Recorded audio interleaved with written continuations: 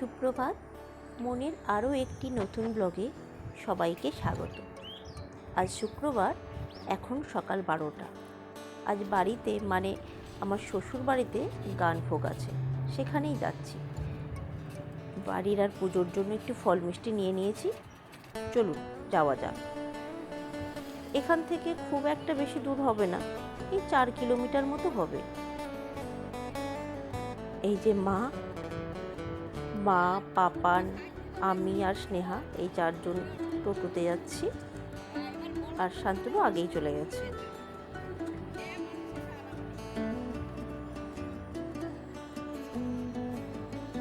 এই যে কি রোদের তেজ দেখুন,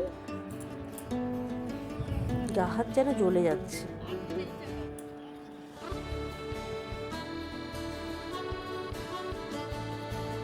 এই যে আর একটু চলেই এসেছি।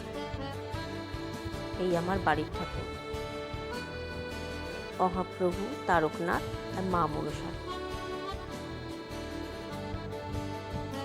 এবারে সেরকম আত্মীয় স্বজন তেমন নেই, বাড়ির সবাই মিলে পুজোটা করা হয়েছে।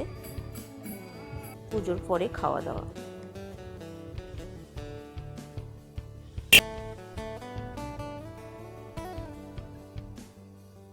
এই যে কীর্তনিয়া খুব সুন্দর গান করছিল,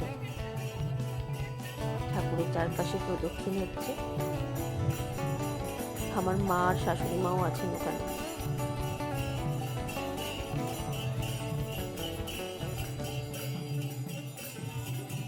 দেখতে ভারী ভালো লাগছিল কিন্তু।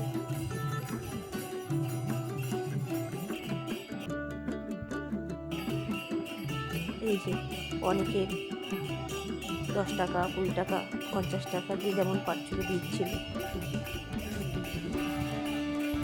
ভীষণ গরম তো। এই যে পুজোর এই অংশটা আমার ভীষণ ভালো লাগে। এই যে ধুলোট না কি বলে, আমি ঠিক জানি না।